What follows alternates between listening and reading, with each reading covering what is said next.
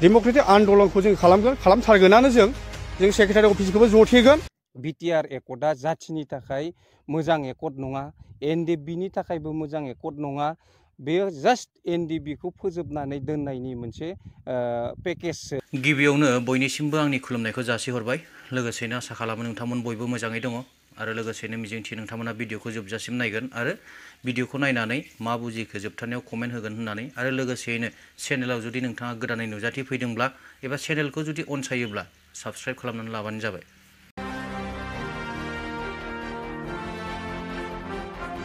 दिनै आङो नोंथांमोननि सिगाङाव मोनसे गोजाम भिडिअखौसो लानानै फैदों। मानोना बैफोरबायदि भिडिअखौ नायोब्ला गोसोआव माखासे दुखु मोननाय फैखाङो, गोसोआव माखासे गाबखांनाय फैखाङो जे जोंनि बर' हारिनि गेजेराव दासिमबो बेफोरबायदि माने जुदि जामारदोंब्ला नैबे भिडिअनि गेजेरजों जायफोरखौ फोरमायदों जुदि बेफोरबायदि जामारदोंब्ला जोंनि हारिनि गेरेमसा जिथु हारिखौ गेरेमसा खालामनो नागिरनाय जिथु थांखि बियो सानबेसे थागोन आरो माबायदि जोङो मोनसे बर' हारि हिसाबै इयुनाव थांनानै थाहैनो हागोन बेखौ मोनसे सन्देह गोनां जानानै फैयो। मानोना नैबे मोनसे भिडिअनि गेजेरजों ओरैबायदि जादों दैदेनगिरिफोरनि गेजेरावनो दैदेनगिरिफोरनि माखासे माने गाज्रि आखु फाव फान्दायलायनाय आखु बेफोरबायदि माखासेखौ माने बे भिडिअनि गेजेरजों फोरमायदों। खोथाया नंगौ ना नङा, सैथो ना असैथो बेखौ आंबो डाइरेक्टलि बुंनो हाया। नाथाय भिडिअआव बे जिनिसखौ मोनसे समाव आं नुदोंमोन जे मोनसे खौरां बिजोङाव फोसावजानायमोन बे भिडिअआ। आं खौरां बिजोंनि नामखौ लाथ'लिया, नोंथांमोनहाबो निस्सय नुदों जानो हागौ। दा आसा खालामो नोंथांमोना बे भिडिअखौ नायगोन आरो नायनायनि उनाव माबायदि मोन्दांथि मोनो कमेन्ट सेक्सनाव लिरनानै हरगोन। बिदिबा भिडिअखौ एसे नायग्रो। जोङो बे रन्जन दैमारि सारा जेलाव हाबफिननानै थानायखौ सोंखारिनो गोनां जायोब्ला गिबियावनो जोङो जायफोर एकर्ड समाव दाजाब फैफानानै दिनैनि दिनाव एकर्डखौ लाफानानै सिगनेटरिखौ बेले बेजे खालामनानै होनायनि गुदि दायनिगिरियानो जाहैबाय एबसु।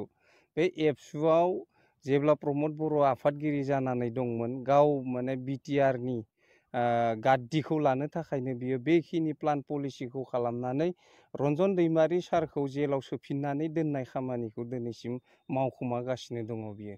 नङाब्ला जोङो आगोलावनो बुंखाबाय थादोंमोन जे रन्जन दैमारिया जेलाव थांफिननाया सरकारनि खोथा नङा, बियो जोंनि बर' जाथिनिनो माखासे मेगन गेसाव उदै गेसावनि खामानि होननानै। दा जोङो गिबियावनो आङो नैबेखौ बुंनो लुबैखायो जे रन्जन दैमारिया जेलाव हाबनांनायनि गुबै दायनिगिरिया जोंनि नोजोराव सानैल' जानानै दङ दासान्दि। गिबियावनो प्रमद आरो सेकेन्डआव गबिन्द बसुमतारी। दिनैहाय जोङो खोनानो मोन्दों बावैसो सिगां जे बांलादेशनिफ्राय रन्जन दैमारि सारखौ हमनानै लाबोदों होननानै बयबो नुदों। अब्लाना जोंबो बांलादेशआवनो दंमोन।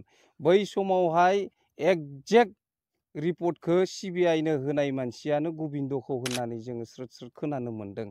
खारन बेखौ सिबिआइनिफ्राय माने इनकुइरि खालामनानै हेरेसमेन्ट होनायखायलायनो बिथाङा बे रन्जन दैमारिया बहा दंमारो बेखौ बिथांनि खुगानिफ्राय मोनथिनायखायसो माने सिबिआइआ बांलादेशनिफ्राय बेखौ हमनानै लायनो मोन्दों। नङाब्ला रन्जन दैमारि सारा बै समावबो हमजानाय नङामोन, दिनैसिमबो हयथ' जेलाव थानांनाय नङामोन। जेलाव थायालाबासिनो एकर्डआ हयथ' जालांगौमोन। बेनि मेन थांखियानो जाहैबाय रन्जन दैमारिया बाहेराव फैयोब्ला गबिन्दनि आरो प्रमदनि पलिटिकेल केरियारा धंस जालांगोन। बेनि थाखायनो बिथांमोना मालाबाबो बरननो नाजाखाया, इयुनावबो नाजानाय नङा।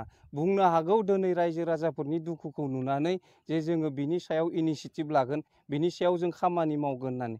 नाथाय बेखिनि खामानिखौ बिटिआर एकर्ड जायैनि सिगांनिफ्रायनो प्रमदाबो बुंदों, दिपेनाबो बुंदोंमोन जे बिटिआर एकर्डनि गेजेरजोंनो रन्जन दैमारिया गबोगोन, बे एकर्डनि गेजेरजोंनो रन्जन दैमारिया गबाय होननानैथ' मालाबा बुंबावलांदोसो भाषणफोराव प्रमदा। नाथाय दिनै रायजो राजाफोरा नुबाय। आगोलनिफ्रायनो जोङो बुंबोगासिनोमोन, बिटिसि इलेक्सननि सिगांनो जों बुंदोंमोन जे बिटिआर एकर्डआ जाथिनि थाखाय मोजां एकर्ड नङा, एनडिएफबिनि थाखायबो मोजां एकर्ड नङा। बेयो जास्ट एनडिएफबिखौ फोजोबनानै दोननायनि मोनसे पेकेजसो होननानै बेबादि होननानै जोङो इलेक्सन टाइमावबो रायजो राजाफोरखौ गोबां सांग्रां खालामनो थाखाय जोङो केम्पिंआव बुंदोंमोन। नाथाय गोबां रायजो राजाफोरा बुंदोंमोन जे बियो माने इलेक्सननिसो बाथ्रा बियो होननानै।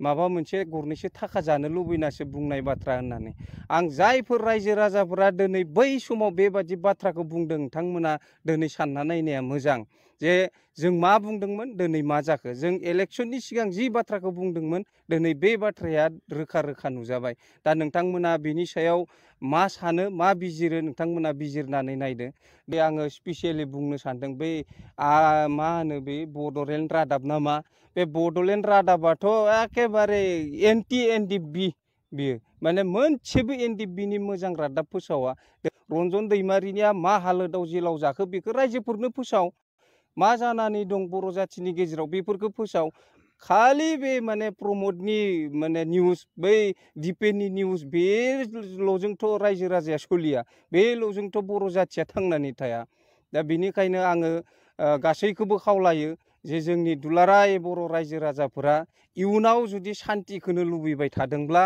गासैबो खौसे जा दुलाराय बर'नि जेसेबांखि आफाद दं गासैबो ओंखारबो गाव गावनि मावनायखौ मावनानै देखाय खुगाजों बुंनायखौ बाद दोन प्रमद नोंथांनि भगबाननि CCTVआ नुनायखौ जोंनो नाङा बास्तब रायजो राजाफोरा नुनाय मोजां खामानिखौ मावना देखाय अब्लाना जों नोंथांखौ साबायखर बावगोन जोङोथ' रन्जन दैमारिखौ जेलनिफ्राय उदां खालामनानै होनायखौ लुबैयो बिनि उनाव जेलनिफ्राय उदां जाखांनायनि उनाव बिथाङा बबेबा मोनसे पलिटिकेल पार्टिजों थाफानानै इलेक्सन गेलेया बे बिथांनि पार्सनेल बाथ्रा खिन्थु दिनै रन्जन दैमारि सारा गासैबो बर' जाथिनि थाखायनो सेक्रिफाइस खालामनाय हिसाबै बिथांखौ जाहाथे रायजो राजाफोरानो खौसे जानानै बिथांनि खैफोदनि समाव लोगो नांनानै बिथांखौ जेलनिफ्राय उदां खालामनानै होनांगौ बिनि उनाव रायजो राजाफोरा बिखौ सासे लिडार हिसाबै गनायना लाफिनो ना लाफिना बे रायजो राजाफोरनि खोथासै सान्ति सुक्तिखौ जों ओरैबायदि मोनसे सान्ति सुक्ति जाजानो लुगैदोंमोन जेन रावबो सुक्ति जानानै फैखांनायनि उनावहाय जेन बिदि जेलाव थाफिनलायनो गोनां जाया बेखौ जोङो आसा खालामदोंमोन जोंनि माखासे दैदेनगिरिफोरनि गोरोन्थियाव नैबे सुक्तिया दिनैसिम इमप्लिमेन्ट जायाखै बेवहाय जों खौसेयैनो बयबो सिन्था खालामलायनानै बे एकर्डखौ बयबो सावरायलायनानै फोजोबनो सुक्ति खालामोब्ला बेवहाय जोङो नैबेफोरबायदि गोनो गोथोआ फैनाय नङामोन आरो बेयाव बिसेसकय जोङो माखासे दैदेनगिरिफोरखौ जों बुंनांगोन प्रमद बर' बिथाङा गावनो नैबे सुक्तिखौ आगफाग लानानै गावनो आवगायलांनानै नैबे सुक्तिखौ खालामहैदों आरो एनडिएफबिनि मोनब्रै ग्रुपआ सेरखाय बेरखाय जाहोनानै बयखौबो मोनफा मोनफा शिबिराव दोननानै बे सुक्तिखौ खालामनाय जादों बिनिखायनो बेवहाय जयै खौसे रायलायलायनो मोननाय जायाखैमोन आरो बिनि उनावहाय बिथांमोना सुक्ति खालामनायनि उनावहाय ओरैबायदि मोनसे रायजोफोरनि सिगाङाव बुंफैबाय मा एनडिएफबि मोनब्रै ग्रुपआ रन्जन दैमारियाबो जोंखौ फोथायनानै एबसुखौ फोथायनानै बिथांमोनहा दिनै मेगन मेसेबनानै नैबेयावहाय सुक्तियाव MOSआव सिगनेसार होदों होननानै बिथांमोना बिराद दुगानानै बुंदोंमोन आरो खिन्थु दिनैहाय एकर्ड जाखांनायनि उनावहाय बिथांमोनहा दिनै नैबे जिथु एक्स एनडिएफबिफोरनि समस्या बे समस्याखौ बिथांमोनहा दिनै नायफिननो हायाखिसै दा बेनिखायनो एबसुनिफ्रायबो जों बेखौनो बुंनो नागिरदों दिपेन बर'मोनहा दिनैनि थारिखआव दिपेन बर'मोनहा खुगाजोंल' बुंबा जाया खुगाजोंल' मिडियानि खाथियाव ओंखार बुंबाल' जाया बिथांमोनहा अफिसियेलि बिथांमोनहा खामानि मावनो हानांगोन आरो बिथांखौ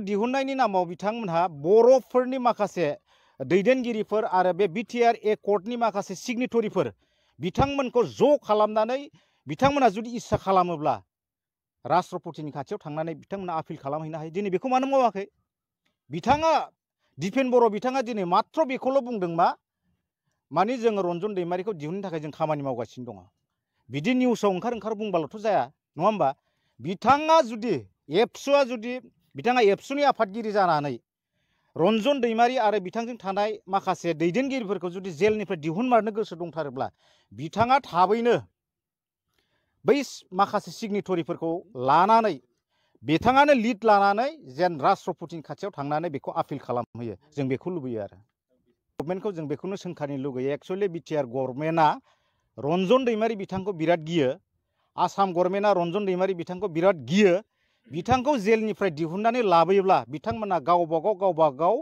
सिटफोरखौ बिथांमोना सेनानै लाजानो गियो बिनि थाखायनो रन्जन दैमारिखौ बिथांमोनहा दिनै दिहुननो हाया बे भिडिअखौ नुनानै रायजो राजा नोंथांमोना माबायदि मोनखो माने आंथ' माने गोसोआव जोबोद दुखु मोनदों थारैनो जुदि बेफोरबायदि जामारदोंमोनब्ला एबा खालाममारदोंब्ला जोंनि हारिनि थाखाय जोबोद दुखु गोनां बाथ्रा।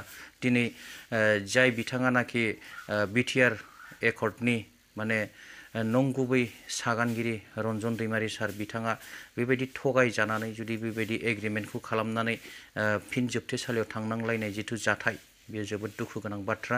जे बारग' एनडिएफबि बिथांमोना मानि थाखाय दुखु मोनदों आरो मानो दासिमबो बिथांमोननि रिहेबिलिटेसन आरो माखासे मोननांगौ एक्स ग्रेसियाफोरखौ मोननाय जायाखिसै, बिनिबो मोनसे दुखुनांथाव भिडिअ ओंखारदों आरो बिथांमोना बारग' एनडिएफबि बिथांमोना खुद्रि सारनायखौ जोङो भिडिअनि गेजेरजों नुनो मोन्दों। बे भिडिअखौबो एसे नायदिनि। मोना जेनेबा फेरेंगा सारमोन, गबिन्द सारमोन, बिसोरो थगायनाय बायदि जागासिनो 100% बिसोर थगायखानायबो जाखादों। नैबे अक्ट'बर मासाव होनायमोन बिसोरना, अक्ट'बरा थांबाय, नभेम्बर फैबाय, नभेम्बरा थांबाय, नै डिसेम्बर रानिं। बिसोरो जोंनि बिफा रखम जानानै दं, गबिन्द सार आरो फेरेंगा सारमोना। फिसाफोरखौथ' एसे नायफिननांगौ ना, नायफिनाबा बोरै जागोन बोरै लोंगोन जों। फारसेखै दरमाहा गैया, फारसेखै रिहेबिलिटेसन मोनाखै, फारसेखै आरो जेबो बिजनेस आरि मावनो जोंहा एक एनडिएफबि फैसायानो गैया। डिसेम्बरनि गेजेरावनो होआबाथाय जोङो नायबाय थाला, मोनसे डेम'क्रेटिक आन्दलनखौ जों खालामथारगोनानो। जों सेक्रेटारि अफिसखौबो जथेगोन आरो डिसिनावबो जोङो थांनानै आन्दलन खालामहैगोन। लिडारफोरा जोंनि गांनाय उखैनाय बै समाव खोथा बुंदोंमोन, बयबो समान मेगनजों नायगोन लिडारफोरनि साननायाव बिदि बुंदोंमोन। दा राजनितिकआव फैबाय, राजनितिक फैनानै जेन'बा गाव गावनि गाज्रियाव थानो थाखाय बिसोरो होगोन होननानै खोथाखौ बुङो। आगस्टआव होनायनि खोथा दंमोन, बेबो गैया, आरो डिसेम्बराव होनायनि खोथा दंमोन, दा डिसेम्बरनि खोथा होगोन होननायनि खोथायाबो दा जायाखै। जोंनि बे फेरेंगा सारा आरो गबिन्द सारा जोंखौ मा खोथा बुङो, बिसोरो नोंसोरो 4 लाखनि थाखाय नाङाखै बेबायदि खोथाबो बुङो जोंखौ। भिडिअखौ जोबजासिम नायनायनि थाखाय रोजा रोजा साबायखर। आसा खालामो नोंथांमोन बयबो मोजाङै दङ आरो उननि भिडिअआव फिन लोगो मोनफिनबावगोन। दिनैनि एसेयाव दोनथ'बाय। थेंक इउ, गोजोन्थों।